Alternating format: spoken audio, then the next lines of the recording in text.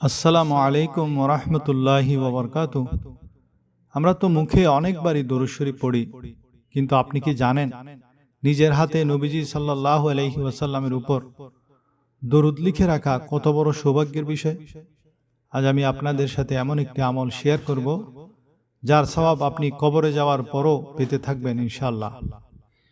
হযরত আবু হুরায়রা রাদিয়াল্লাহু তাআলা আনহু থেকে বর্ণিত একটি হাদিসে রাসূলুল্লাহ সাল্লাল্লাহু আলাইহি ওয়াসাল্লাম ইরশাদ করেছেন, যে ব্যক্তি কোনো বই বা কাগজে আমার উপর দরুদ শরীফ লিখবে, যতক্ষণ পর্যন্ত সেই কাগজে বা কিতাবে আমার নাম লেখা থাকবে, ফেরেশতারা অনবরত সেই ব্যক্তির জন্য আল্লাহর কাছে ক্ষমা বা মাগফিরাতের দোয়া করতে থাকবেন।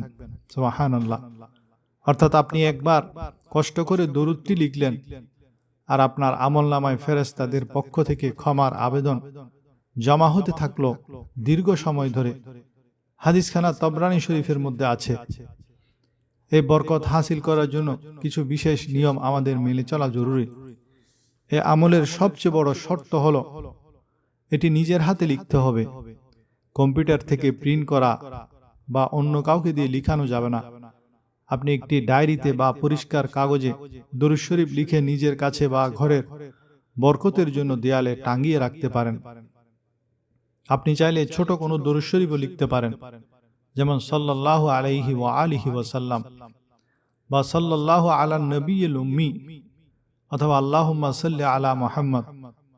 তবে সবচেয়ে উত্তম হয় যদি আপনি পূর্ণ দরুদ ইব্রাহিমি লেখেন। আমাদের মধ্যে অনেকে একটি ভুল কাজ করেন, নবীজি সাল্লাল্লাহু আলাইহি ওয়াসাল্লামের নাম লেখার পর অলসতা করে বা সময় বাঁচাতে শুধু সংক্ষেপে দন্তেশায়িকা শাহ বা সোয়াদ লিখে, আরবিতে বা উর্দুতে সোয়াদ লিখে রাখেন। বড় বড় আলেমগণ বলেছেন এটি আদবের পরিপন্থী। নবীজি সাল্লাল্লাহু আলাইহি ওয়াসাল্লামের নাম মোবারক যেখানে আসবে সেখানে পূর্ণ দরুদ শরীফ লেখা উচিত। এতে যেমন সম্মান প্রকাশ পায়, তেমনি এর মাধ্যমে আল্লাহর রহমত ও বরকত নেমে আসে। তাই কাটছাঁট না করে পূর্ণ দরুদ লেখার অভ্যাস করুন। প্রতিদিন 100 বার এই দরুদ শরীফটি পড়লে কি হবে জানলে অবাক হবেন। একজন লোক ভোর রাতে উঠে দোয়া করছেন, আল্লাহ একটা গাড়ি দাও, আল্লাহ একটা বাড়ি দাও, আল্লাহ দোকানে মাল তোলার ব্যবস্থা করে দাও, আল্লাহ ঋণগুলো পরিশোধ করে দাও। এভাবে হাজারো দোয়া করতেছেন।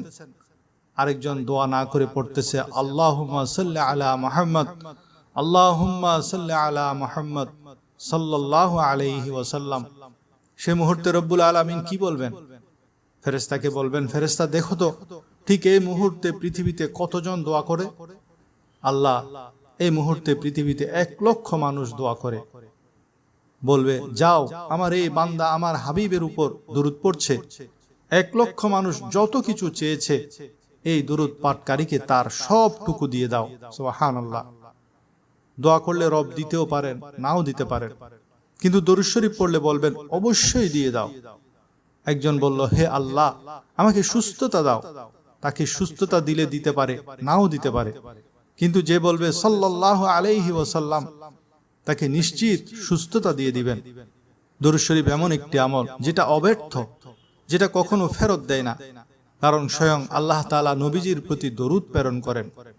সেজন্য আমরা যখন বলি আল্লাহুম্মা সাল্লি আলা মুহাম্মদ, তখন মূলত আমরা বলি, হে আল্লাহ, মুহাম্মদের প্রতি তুমি দরুদ পাঠাও, রহমত পাঠাও। আর আল্লাহ যেন বলেন, হে বান্দা, আমি আমার মাহবুবের প্রতি দরুদ পাঠিয়ে আসছি, দরুদ পাঠাচ্ছি, দরুদ পাঠাবো।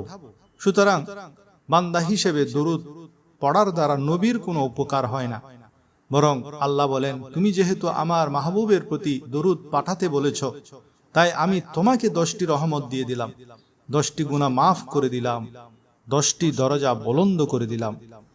হাজারো রকমের দরুদ আছে, যার কাছে যেটা ভালো লাগে পড়েন।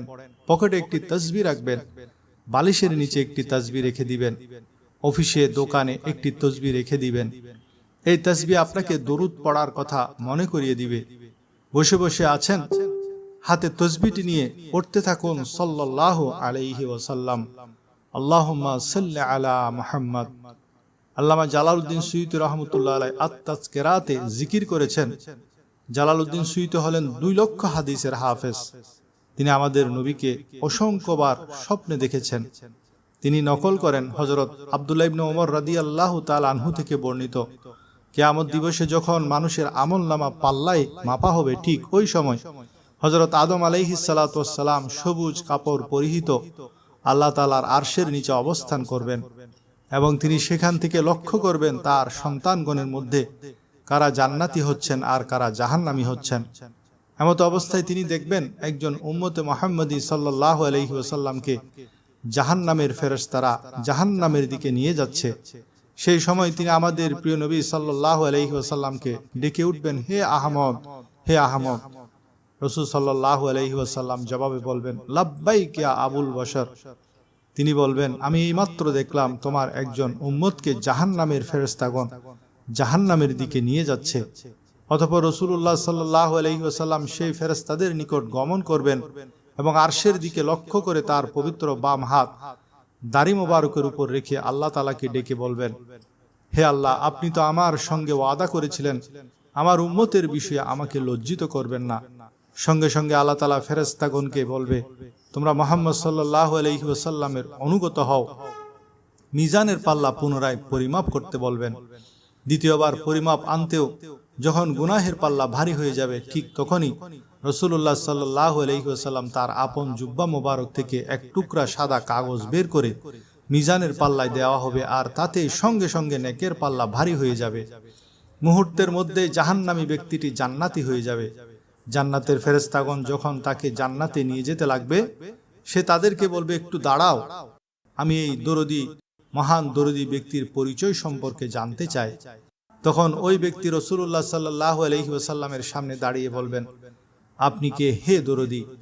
জবাবে নবী করিম সাল্লাল্লাহু আলাইহি ওয়াসাল্লাম বলবেন, আমি তোমার নবী, তুমি আমার উম্মত। আর সাদা কাগজের টুকরাটি হলো সেই দুরূদ শরীফ যা তুমি আমার উপর একবার অত্যন্ত আন্তরিকতার সাথে পড়েছিলে। আমি তার সংরক্ষণ করেছিলাম যাতে প্রয়োজনের সময় তোমার কাজে আসে এবং মুক্তির উপায় হয়। আল্লাহ রাব্বুল আলামিন আমাদেরকে অত্যন্ত মহব্বত ভালোবাসার সাথে নবীর উপর দুরূদ শরীফ পড়ার তৌফিক দান করুন।